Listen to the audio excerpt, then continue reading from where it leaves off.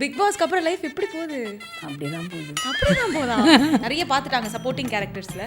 ஹீரோயினா பார்க்கணும் அப்படின்னு ஆசைப்படுறாங்க. ஹீரோயினா பார்க்கணுன்னு நான் மட்டும் ஆசைப்பட்ட பத்தாதில்ல. ஏன்னா வெளிலன்னா பிஆர் சௌந்தர்யா பிஆர் பண்றாங்க, இதை பண்றாங்க, இந்த வார்த்தை ரொம்ப அதிகமா வந்தது. நெகட்டிவ் பிஆர்ன்னு வேற பச்சை குத்திட்டாங்க. அது ரொம்ப டிப்ரெஸ்ட் ஆகிட்டேன். இப்படி என்னை ஃபேம் பண்ணிட்டாங்க. எனக்கு பிஆர்னா என்னோடய ஃப்ரெண்ட்ஸ் தாங்க, ஓகேங்களா? நான் வந்து பெரிய அப்படியே ஒரு படையை உட்காந்து கம்ப்யூட்டரில் போடுங்கடா அந்த வீடியோவை போடுங்கடா, ஏய் சௌந்தர்யாவோட அட்டாக் பண்ணா போடுறா அந்த வீடியோ தூக்குங்கடா, அப்படிலாம் வந்து எனக்கு யாரும் ஒர்க் பண்ணல.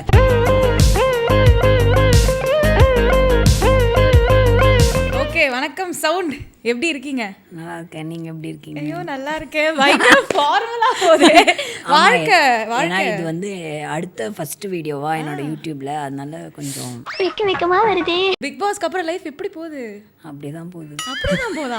என்னங்க ஃபேன்ஸ் ஜாஸ்தி ஆயிட்டாங்க, ஆப்பர்ச்சுனிட்டிஸ் குவியதாமே, கோடிக்கணக்கில் சௌந்தர்யா சம்பாதிக்கிறாங்க அப்படிலாம் இன்ஃபர்மேஷன் வருது. எல்லா சீசன்ல இருந்து வெளில வந்து இப்படி தானே சொல்லுவாங்க, ஆப்பர்ச்சுனிட்டிஸ் குவியும் அது குவியும் அப்படின்னு. அப்படிலாம் இல்லைங்க. ஒரு கோடி நீ பார்த்த ஒரு ஒருத்தவங்களுக்கு அமையிறது அமையும், இல்லைன்னா அமையாமலையும் போகும். ஸோ அதனால அது நம்ம கையில் கிடையாது. இந்த மாதிரி ஃப்ராங்காக பேசுறது தான் வந்து சௌந்தர்யாட்ட பிடிச்சது. சொல்லுங்க, ஃபேன்ஸோட ரெஸ்பான்ஸ் எப்படி இருக்கு? ஃபர்ஸ்ட் அதை பற்றி தெரியணும். நல்லா இருக்கு. லைக் எங்கே போனாலும் எல்லோரும் சவுண்டுன்னு கூப்பிடுறாங்க. ஸோ எனக்கு I am so happy. Okay, so இந்த ஆப்பர்ச்சுனிட்டிஸ் அப்படின்னு பேசும்போது பட வாய்ப்புகள் எப்படி வந்துகிட்டு இருக்குன்னு சொல்லுங்க. மக்கள் அதை தான் எதிர்பார்த்துட்டு இருக்காங்க. அடுத்து சவுண்டில் எப்போ பிக் ஸ்க்ரீனில் பார்க்குறது, நிறைய பார்த்துட்டாங்க சப்போர்ட்டிங் கேரக்டர்ஸில். ஹீரோயினாக பார்க்கணும் அப்படின்னு ஆசைப்படுறாங்க. ஹீரோயினாக பார்க்கணுன்னு நான் மட்டும் ஆசைப்பட்ட பத்தாதில்ல, அதுக்கு டைரக்டர்ஸும் ஆசைப்படணும், ப்ரொடியூசர்ஸும் ஆசைப்படணும். ஸோ இந்த மாதிரி கதை கேட்கும் போது அந்த கதை வந்து கொஞ்சம் இன்ட்ரெஸ்டிங்காக இருக்கணும். இப்போது நான் கேட்குற கதை எல்லாமே ரொம்ப அது நார்மலாக இருக்குது. ஒரு ஃபேமிலி, நீங்கள் தான் வந்து உங்கள் ஃபேமிலியை காப்பாற்றணும், நீங்கள் தான் வந்து போராடுவீங்க உங்கள் ஃபேமிலிக்காக, இப்படிலாம் வந்து கதை சொல்கிறாங்க. எனக்கு என்னென்னா, இப்போ நான் வந்து ஒரு தேட்டரில் உட்காந்து என் படத்தை பார்க்கணுன்னா, இப்போ நானே ஒரு படத்தை போய் நான் பார்க்குறேன் ஒரு தேட்டரில், அப்பா சூப்பராக இருக்குது அப்படின்னு நான் ஏஞ்சி வரல. அப்போது நான் ஒன்று என்னோடய ஆடியன்ஸ்க்கு நான் ஒரு படம் கொடுக்குறேன்னா, நல்லா பண்ணியிருக்காங்க அப்படின்னாவது ஏஞ்சி வரனால, இதுக்கா இவ்வளோ சப்போர்ட் பண்ணோம் இவங்களுக்கு அப்படின்னு ஏஞ்சி வந்துடக்கூடாதுல்ல. அதுக்காகவே கொஞ்சம் ஸ்கிரிப்டு தான் எனக்கு முக்கியம். எனக்கு அப்கமிங்காக டீமாக இருக்கட்டும், நான் இவ்வளோ பெரிய ஹீரோ கூட தான் நான் படம் பண்ணுவேன், இந்த மாதிரிலாம் எனக்கு வந்து கிடையாது. எனக்கு நல்ல ஒரு ஸ்கிரிப்டாக இருந்தாலே எனக்கு ஓகே தான். ஸோ அந்த ஸ்கிரிப்ட் நான் கேட்டுகிட்டே தான் இருக்கேன். இப்போ வெப் சீரிஸும் பேசிகிட்டு இருக்கேன். ஸோ ஸ்கிரிப்ட் எல்லாம் போயிட்டு தான் இருக்குது. ஆனால் நல்லதாக எனக்கு வந்துச்சுன்னா நான் கண்டிப்பாக பண்ணுவேன். இல்லைன்னா அப்படியே ஒரு ஃப்ளோவில் நம்மளுக்கு என்ன வருதோ அதை பண்ணிக்கலாம். ஆமாம், இந்த மாதிரி ஒரு ரோல்ஸ் தான் பண்ணணும்னு ஏதாவது ஒரு ஆசை இருக்கும்ல லைட்டாக? இந்த மாதிரி ஒரு ஆக்ஷன் ஃபிலிம் பண்ணணும், ரொமான்டிக் ஃபிலிம் பண்ணணும். எனக்கு மார்வல் மாதிரிலாம் பண்ணணும்னு ஆசை இருக்குது. லைக் அப்படியே பறந்து வந்து கீழெல்லாம் வெளில வந்து பண்ணுவாங்கள்ல, ஸோ அந்த மாதிரிலாம் இருக்குது. ஆனால் அந்த மாதிரிலாம் டேரக்டர்ஸ் எடுக்கணும்ல. என்ன நடக்கும் கூடிய சீக்கிரம் நடக்கும், நாங்களும் வெயிட் பண்ணிட்டுருக்கோம். But yeah, talking about big பாஸ்ல எனக்கு தெரிஞ்சு எல்லாருமே பயங்கரமாக கேம் ஆனாங்க. ஆனால் உங்களோட யூனிக்னஸ் என்னன்னா, விஜய் சேதுபதி அவர்களே போட்டு ரோஸ்ட் பண்ணுறீங்க, பிக் பாஸ் கிட்ட வச்சுட்டுமா அப்படின்னு பேசுறீங்க. என்னங்க பயங்கர ஃபன்னாக இருக்கீங்களே? இல்லைங்க, அவரை ரோஸ்ட் பண்ணன்னு எனக்கு உள்ளே இருக்கிற வரைக்கும் தெரியாது. ரோஸ்ட் நான் பண்ணல ஆக்சுவலி. அவரை அப்படி போட்டுறையா இருக்குது. நான் இயல்பாக நான் ஒன்று பேசுவேன்ல, ஸோ அவர் வந்து கம்ஃபர்டபுளாக பேசுவார்ல வாரம் அந்த வீக்கெண்ட் வரும்போது. ஸோ நான் கம்ஃபர்டபுள் ஆகிட்டு சார் தானே அப்படி சொல்லி நான் அப்படி பேசினது அவரை கொஞ்சம் ரோஸ்ட் பண்ணுற மாதிரி தெரிஞ்சதா இல்லைன்னு தெரியல. நான் வெளில வந்து அவரே நீ நல்லா பண்ணுறமா அப்படின்ற மாதிரி சொன்னாரா. வெளில வந்து நான் இந்த ரீல்ஸ்லாம் பார்த்தேன். அப்போ தான் எனக்கு தெரிஞ்சது, ஐயோ நம்ம இப்படிலாம் பேசியிருக்கோம் போல, அது இப்படி போட்டுறையா இருக்க போல் அப்படின்னு சொல்லி. பட் நான் வேணும் எல்லாம் பண்ணல, அது இயல்பாக அந்த கவுண்டர்ஸு அது அவருமே கலாய்ச்சி நானும் ஒரு ஃப்ரெண்ட்லியாக தான் அந்த ஸ்போர்ட்டிவ்னஸில் தான் அது போச்சு. அதுக்கப்புறம் பேசுனீங்களா அவர்கிட்ட? நான் மீட் பண்ணேன், அவரோட ஆஃபீஸ் போய் நான் மீட் பண்ணி, எப்படி இருந்துச்சு சார், நான் எதுவும் உங்களெல்லாம் எதுவுமே ஹர்ட் பண்ணல அப்படிலாம் நான் வந்து பேசிட்டு வந்தேன். அவர்கிட்டையும் சொன்னேன், இந்த மாதிரி ஸ்கிரிப்ட்லாம் கேட்டுட்ருக்கேன் அப்படின்னு சொல்லி. He also told his wishes. Super. இப்போ அடுத்த சீசன் வரப்போகுது 9. என்ன இவ்வளோ எக்ஸைட்டடாக இருக்கீங்க? இப்போதாங்க நான் இன்டர்வியூ பிக் பாஸ்க்கு அப்புறம் இப்போதான் சேனலில் இன்டர்வியூன்னு நான் சொல்லி ஆரம்பிச்சிருக்கேன். அதுக்குள்ளே அடுத்த சீசனே வந்துடுச்சு, சீசன் 9 வந்துடுச்சு. சரி ஓகே. ஏன்னா இந்த குக் வித் கோமாளி ஷூட்லாம் போயிட்டுருக்கு, அப்படியே ஒரு டிவிசி அது இதுன்னு போயிட்டுருக்குனால சரி இப்போயாவது ஒரு சேனலில் ஒரு நம்மளாவது இன்டர்வியூ பண்ணிடலாம் அப்படின்னு சொல்லி ஓகே. ஏன்னா நான் மற்ற இன்டர்வியூஸ்லாம் எப்படின்னா எதையாவது ஒன்று போட்டுடுறாங்க, நான் சொல்லாத விஷயத்துலாம் ஹைலைட்டில் வேற வந்துடுது யூடியூப்பில். கபீம் குபாம் குபாம் கபீம் கம்பி கும்பா கும்பா கம்பி. அதனாலே வந்து சரி நம்மளே இப்போ ஃபேன்ஸ்க்குலாம் நிறைய கொஷின்ஸ் இருக்கும். ஸோ அதனால நம்ம வந்து ஒரு இன்டர்வியூ மாதிரி கொடுத்துடலாம் அப்படின்னு சொல்லி நம்ம சேனல்லே பண்ணலாம் அப்படின்னு சொல்லி பிக் பாஸ்ல இருந்த வரைக்கும் வீட்டுக்குள்ள நம்ம ஒரு மாதிரி பார்த்துருப்போம். வீட்டு வெளில வரும்போது பெர்ஸ்பெக்டிவ் சேஞ்ச் ஆயிருக்கும். என்னவாக இருந்தது அது உங்களுக்கு ஃபர்ஸ்ட்? வீட்டுக்குள்ள இதுக்கு தான் நம்ம சீரியஸ் கொஸ்டின்ஸ்லாம் கேட்கக்கூடாது சௌந்தர்யாட்ட அப்படின்னு. இல்லை எனக்கு புரியாது. அதுதான் தெரியும் உங்கள் ஸ்லாங்லேயே வரேன் நான். நம்ம வெளில வந்து பிக் பாஸா இவங்க எப்படி தான் ஃபோன் இல்லாமல் இருக்காங்க, எப்படி தான் ஒரே வீட்டில் இவ்வளோ நேரம் இருக்காங்க அப்படின்னு யோசிச்சிருப்போம். பட் நம்ம சீசன் 8 உள்ளே போனோம்னா அந்த பெர்ஸ்பெக்டிவ் சேஞ்ச் ஆயிருக்கும்ல, வேறு மாதிரி ஒரு இது இருந்திருக்கும். பெர்ஸ்பெக்டிவ் என்ன இருந்தது அது?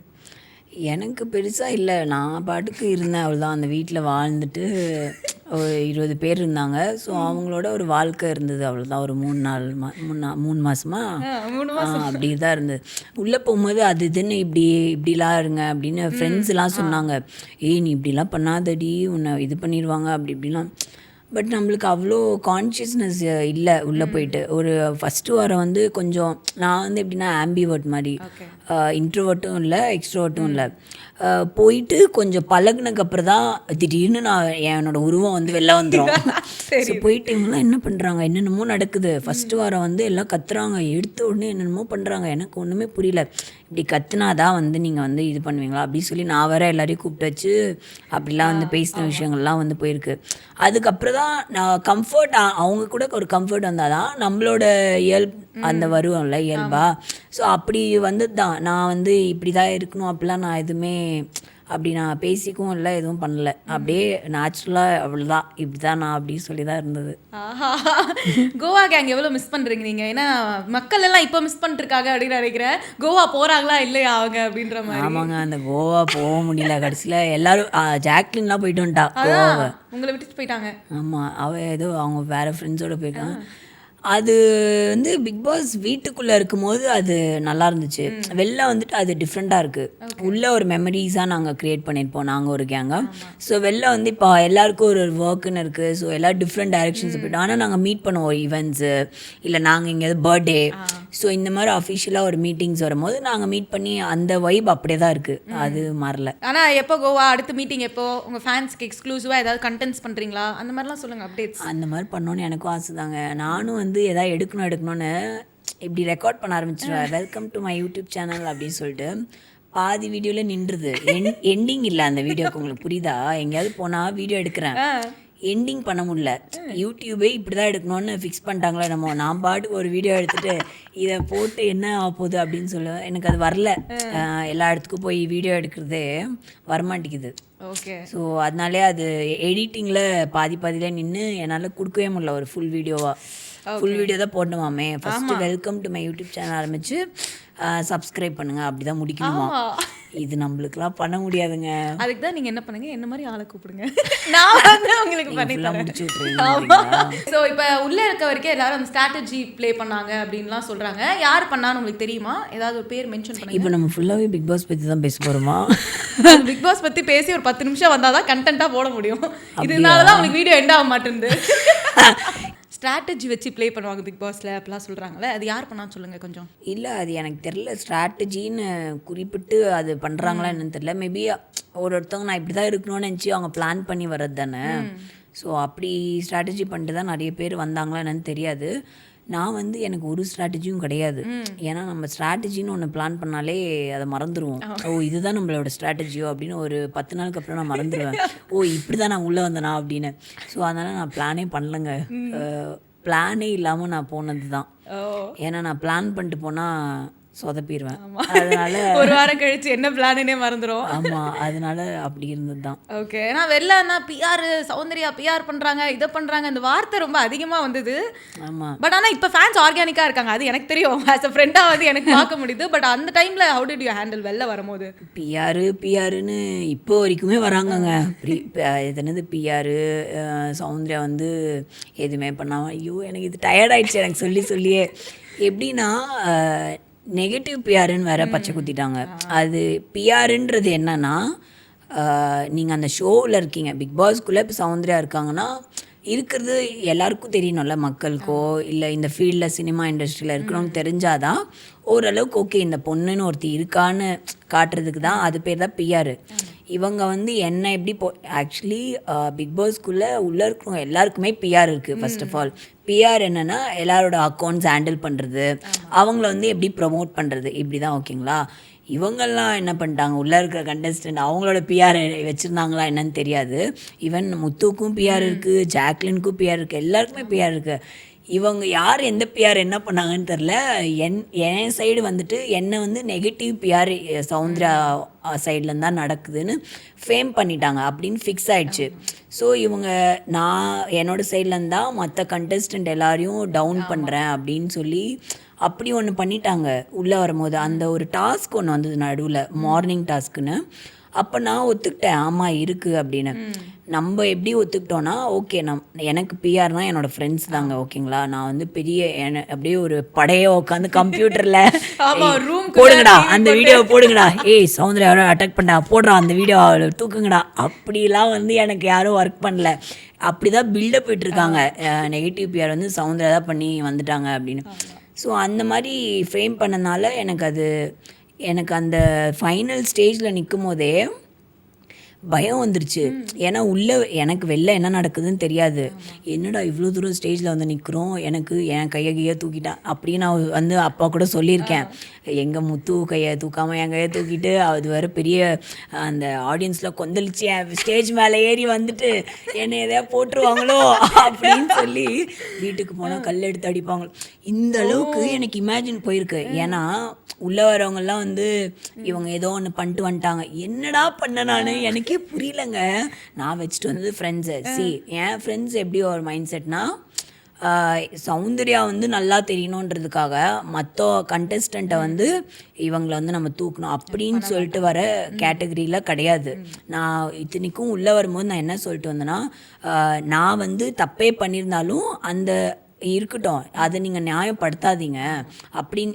ஏன்னா இப்போ மீம்ஸ்லலாம் எப்படின்னா, ஜஸ்ட்டு இப்போ நம்ம உள்ளே போனாலே மீம்ஸ் வந்துடும், அப்படிலாம் எனக்கு வேண்டாம். ஆடியன்ஸ்க்கு எப்படி என்னை நேச்சுரலாக பிடிக்குதோ, ஈவன் தான் நான் நெகட்டிவாக ஆகிட்டா கூட எனக்கு ப்ராப்ளம் இல்லைங்க, அதை நீங்கள் நியாயப்படுத்தாதீங்க அப்படி சொல்லிட்டு தான் நான் உள்ளே போனேன். எனக்கு நடுவில் அந்த லாஸ்ட் எண்டிங் டேஸ்லாம் எனக்கு வந்து பயங்கர ஸ்ட்ரெஸ் ஆகிடுச்சு. வீட்டுக்கே போய் கிளம்பலாண்டா வீட்டுக்கு அப்படின்ற மாதிரி ரொம்ப ட்ராமாவாக இருந்தது. ஏன்னா உள்ளே வந்து நம்ம அவ்வளோ நாள் இருந்திருக்கோம். எனக்கு சீரியஸாக ஐடியா இல்லை ஏன் மக்களுக்கு எனக்கு பிடிக்குதுன்னு. வரவங்களாம் என்ன சொல்கிறாங்க, இவங்க க்யூட்டாக இருந்து ஏமாத்துறாங்க, ஏதோ ஒன்று பண்ணி ஏமாத்துறாங்க, இவங்களோட வீடியோஸ் தான் நிறைய வருது, எதுன்னுமோ சொல்கிறாங்க. இதில் நான் எப்படி நான் வந்து அனலைஸ் பண்ணுவேன் உள்ளே உட்காந்து, எதனால் நம்மளுக்கு மக்களுக்கு எனக்கு பிடிக்குது அப்படின்னு நான் யோசிச்சே ஒன்றுமே புரியல எனக்கு. ஃபைனல் ஸ்டேஜ் வரைக்கும் எனக்கு புரியலைங்க. வெளில வந்துட்டு தெரியாமல் அந்த கமெண்ட் செக்ஷனுக்குள்ளே போயிட்டேன். ஐயோ என்ன எல்லாம் பிஆர் போட்டு வந்துட்டாங்க. எனக்கு 2 நாளாக நான் வந்து பெட்லேயே தான் இருந்தேன். ஆக்சுவலி என்ன சினாரியோனே வெளில தெரியாமல் அங்கே தான் நான் தப்பு பண்ணிட்டேன். ஆக்சுவலி பெட்லேயே இருந்ததுனால தூங்கிட்டு ரொம்ப டிப்ரெஸ்ட் ஆகிட்டேன். இப்படி என்னை ஃபேம் பண்ணிட்டாங்க, சம்திங் ஹேஸ் ஹேப்பன்ல. இப்போ பரணி உங்களுக்கு வந்து ஒரு ஃபேன்ஸ் இருக்குன்னா உங்களை யாரும் நோண்டுறாங்கன்னு வச்சுக்கோங்களேன், ஆப்வியஸ்லி உங்கள் ஃபேன்ஸ் என்ன பண்ணுவாங்க, அவங்கள பற்றி ஏதாவது ஒன்று சொல்லி இவங்க வந்து அப்படி தாங்க எல்லாருக்குமே. இப்போ தளபதி சாருக்கோ சரி, ரஜினி சாருக்கோ சரி, இவங்களுக்கு ஒரு ஃபேன்ஸ் இருக்கும். இப்போ இவங்களுக்குள்ளே ஏதோ ஒன்று நடந்தால் ஆப்வியஸ்லி ஃபேன்ஸ் சைட்லேருந்து அவங்க ஏதாவது ஒரு கருத்து வைக்கதானே செய்வாங்க. அந்த மாதிரி தான் வச்ச கருத்து தான் நான் வந்து என் சைடில் எல்லாம் இது பண்ணுறேன், அது என்னது டவுன் பண்ணுறேன் அப்படின்னு சொல்லிட்டு அப்படி வந்து என் மேலே வந்து குற்றச்சாட்டு போட்டு ஏதோ நான் ஒரு மாதிரி குற்றவாளியாக நான் கோர்ட்டில் நிற்கிற மாதிரி எனக்கு ரொம்ப அப்படியே இதுவாகிடுச்சு. அந்த விஷயத்தில் தான் எனக்கு பிஆர்ன்ற ஒரு விஷயம் எனக்கு ரொம்ப அஃபெக்ட் ஆகி நான் இருந்தேன். ஒன்ஸ் நான் வெளில போகும்போது தான் எனக்கு தெரியுது இப்படிலாம் இருக்காங்க. பிகாஸ் நான் பாட்டிங்க, இந்த தாத்தா இவங்கெல்லாம் வந்து என்கிட்ட வந்து பேசுகிறாங்க, அவங்க எமோஷனாக அவ்வளோ கனெக்ட் ஆகிருக்காங்க. ஸோ நான் ஒரு ஆடியன்ஸும் நான் பார்க்கும்போது இப்படிலாம் எனக்கு இருந்திருக்காங்களே, நான் ஒன்று அசம்ஷன் வச்சு நான் யோசிச்சிட்டேன், ஓ இப்படி தான் இருந்திருக்கு போல் அப்படின்னு. ஸோ அப்படி தான் எனக்கு இந்த பிஆரே எனக்கு ஃபார்ம் ஆச்சு. ஓகே, எனக்கு தெரிஞ்சு அடுத்தடுத்த சீசன் வரும்போது போகிறவங்களாம் சாவ போகிறாங்கன்னு நினைக்கிறேன். ஏன்னா இப்போ பிஆர்ன்ற ஒரு விஷயம், ஏன்னா லாஸ்ட் சீசன்லேருந்தே அந்த பிஆர்ன்னு வந்துருச்சு. ஏன்னா லாஸ்ட் சீசனில் விஷ்ணுக்கு நான் தான் பிஆர், இப்போ எனக்கு விஷ்ணு பிஆர். எங்க பிஆர்னா என்னதுங்க? ஃபர்ஸ்ட் இன்ஸ்டாகிராம் அக்கௌண்ட் ஹேண்டில் பண்றது, அந்த வீடியோஸ் நம்மளோட வீடியோஸ் எடிட் பண்ணி போடுறது, இதுதாங்க பிஆர். இவங்க வந்து உள்ள வரவங்கலாம் வந்து என்ன நினைச்சிட்டாங்க, நான் ஏதோ பிக் பாஸ் வீட்டுக்குள்ளேயே ஒரு லேப்டாப் வச்சு உட்காந்து இவளுக்கு போடுறேன் பரவாயில்ல, அதான் எடிட் பண்ணி நான் போட்ட மாதிரியும் எனக்கு இப்போ. ஏன்னா உள்ளே இருக்கிறவங்களுக்கு சம்மந்தமே கிடையாது ஃபர்ஸ்ட் ஆஃப் ஆல் வெளில என்ன நடக்குதுன்னு. ஏன்னா அந்த சைட்லேருந்தும் நிறைய பேர் நம்மளுக்கு அப்போஸாக வீடியோஸ் போடலாம், என்ன வேணால் நடந்திருக்கும். ஜஸ்ட் பிகாஸ் ரீலில் பிக் பாஸ் சார் சொன்ன மாதிரி தான் உள்ளே என்னை கூப்பிட்டு சொன்னார்ல, உங்களோட வாழ்க்கை வந்து அந்த 30 செகண்ட்ஸ் ரீல்ஸில் முடிவு ஆயிருமா அப்படின்னு. ஓ ஓகே ஓகே ஆயிராதுல அப்படின்னு சொல்லி அங்கே தான் நான் கன்வின்ஸ் ஆனேன். அவர் என்னென்னமோ போய் பேசினாரு, நான் அப்போ ஜோன் அவுட் ஆகிட்டேன். அவர் வந்து எனக்கு லவ் யூ அப்படிலாம் சொன்னார். நான் வந்து அது கூட இது பண்ணாத அது மறந்துட்டேன். அன்ஷிதா உள்ள வந்தாங்கல்ல, அப்போது வந்து அவள் கோச்சிக்கிறா, ஏன்னா நீங்கள் லவ் யூ சொன்னீங்க சவுந்தர்யாக்கு மட்டும் அப்படின்னு. லவ் யூ சொன்னாரா எனக்கு அப்படின்னு. அங்கே உங்களுக்கு புரியுதா, அவ்வளோ எனக்கு வந்து அப்பப்போ ஆப்சண்ட் ஆகிடுவேன். ஸோ நான் அது ரொம்ப கொஞ்சம் ஸ்ட்ரெஸ்டாக இருந்ததுனால மென்டலி அவர் சொன்ன நிறைய விஷயங்கள் ஒரு விஷயந்தான் எனக்கு எடுத்துக்கிட்டேன். ஸோ அந்த மாதிரி தான் போச்சு. இது அந்த மாதிரி தான் போச்சு அப்படின்னு பிக் பாஸ் பற்றி என்ன பேசுறதுன்னு கேட்டு இவ்வளோ வச்சுருக்கீங்க உள்ள. சொன்னனா இல்லையா இவ்வளோ வந்துடும். அதனால இந்த வீடியோ எல்லாரும் பாதி ஃபார்வர்ட் பண்ணிட்டு போயிடுவாங்க. இந்த மாதிரிலாம் நிறைய பேசலாம். இல்லை நீங்கள் சொன்னால் அடுத்த சீசன், நீங்கள் சொன்னீங்களா அடுத்த சீசன் போகிறவங்க உட்காந்து பார்ப்பாங்க என்னெல்லாம் பண்ணணும் பண்ணக்கூடாது அப்படின்னு. நான் இவ்வளோ பேசவே மாட்டாங்க. எனக்கு தெரிஞ்சு நான் பிக் பாஸ்க்குள்ளே போயிட்டு வந்ததுனால நான் நிறைய பேசுகிறேன். ஏன்னா அங்கே என்ன திரும்பாவது, அந்த பிளாஸ்மான்னு சொல்லி அந்த டிவி முன்னாடி நின்று உங்களோட கருத்தை சொல்லுங்க அப்படின்றவாங்க. நிறைய சொன்னாதான் ஓ ஷீ ஸ்ட்ராங் கண்டஸ்டன்ட் அப்படின்னு ரெஜிஸ்டர் ஆகணும் போல். என்ன சொல்கிறதுனே தெரியாது. உங்களுக்கு புரியுதா? இவங்க கிட்டலாம் பேசி பேசி அவங்களாம் நிறைய பேசுவாங்கள்ல, அதில் அடாப்ட் ஆகி இப்போது எனக்கு நீங்கள் சின்ன ஒரு கொஸ்டின் கேளுங்களேன், எனக்கு நிறைய வருது. பரவாயில்ல பாருங்க, நல்ல டிஃப்ரென்ஸ் தாங்க. எனக்கு இப்படி பேசுறது பிடிக்காதுங்க. இப்போ நீங்களே உட்காந்து பேசுங்களேன். ஏன்னா ரொம்ப நேரமாக பேசுகிறா, எனக்கே காண்டாகும். நான் உட்காந்து கேட்க மாட்டேன். எனக்கு ஒரு கேள்வி கேட்குறாங்க, 2-3 வார்த்தை தான் எனக்கு பதிலே வரும். லென்த்தாக 1 ஹவருக்குலாம் என்னால் பேச முடியாது. இப்போ நான் அவ்வளோ பேசுகிறேன்றேன். அது பரவாயில்ல, நல்லதான் சொல்கிறேன்ல, பேசுனாதாங்க. இப்போ பாருங்க யூடியூப்ல 20 நிமிஷம் போடுவாங்கல்ல. நானே நிறைய யூடியூப் பார்க்குறேன். நிறைய நேரம் பேசினா நானே பார்க்க மாட்டேங்க, ஃபார்வர்ட் பண்ணிவிடுவேன். எந்த மாதிரி அதெல்லாம் ஃபார்வர்ட் பண்ணியிருக்கீங்க சொல்லுங்க. நிறைய ஏதாவது இன்ட்ரெஸ்டிங் நான் சொல்லாதீங்க, கோத்து விட தான் கேட்டேன்.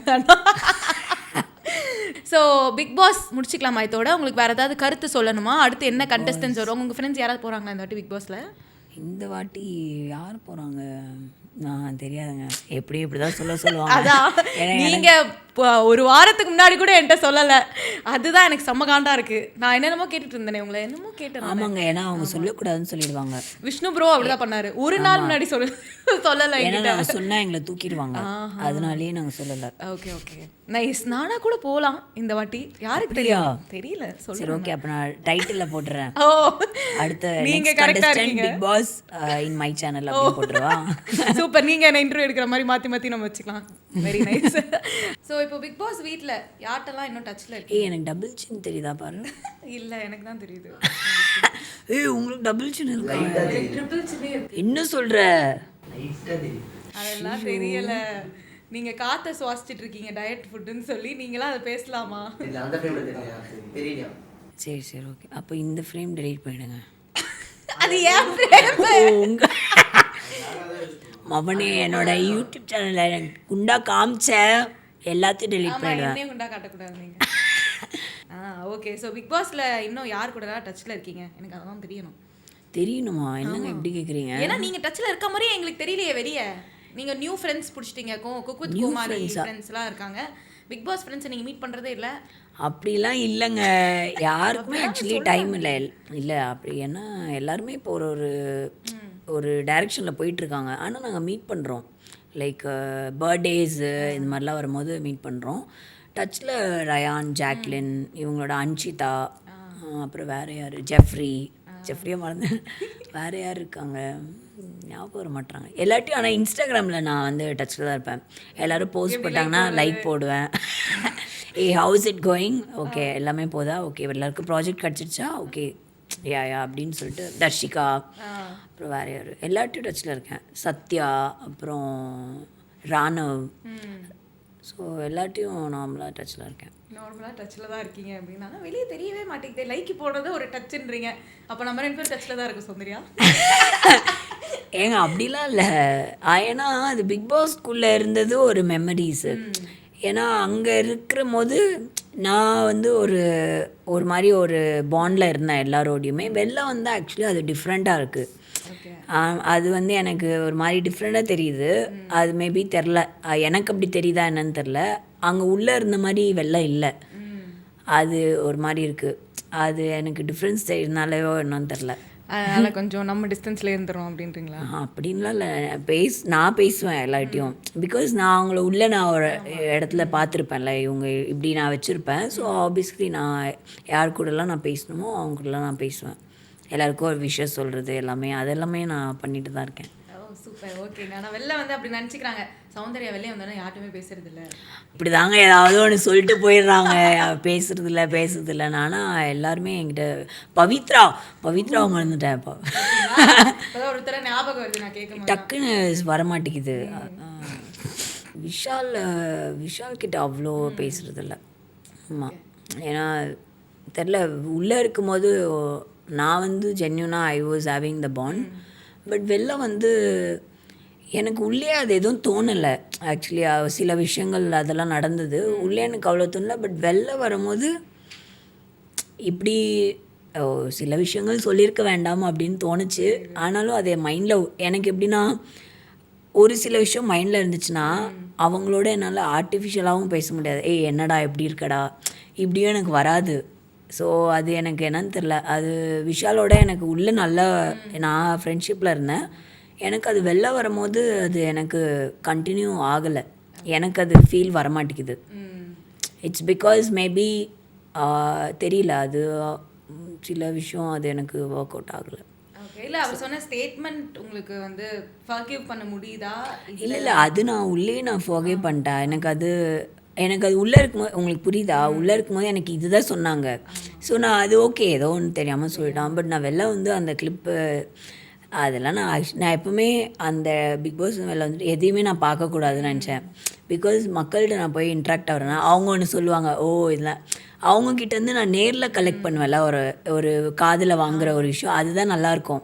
நம்மளா ஒன்று விஷயத்த பார்த்து நம்மளா ஜட்ஜ் பண்ணி ரொம்பலாம் அது கலைய வேணான்ற. நான் சொன்னல வந்து 2 நாளே டிப்ரெஷனு, அதுவே வந்து தப்பு. ஸோ ஆப்வியஸ்லி நம்ம எபிசோட் பார்த்து இதெல்லாம் பண்ணேன். நான் வந்து எதுக்கு ரீல்ஸில் கூட நான் பார்க்குறேன்னா, நம்மளோட ரியாக்ஷன்ஸு எக்ஸ்ப்ரெஷன்ஸ் சேது சார் கூட சொன்னார், நீங்கள் வந்து எபிசோடெலாம் பாருங்கள் அப்படின்னு.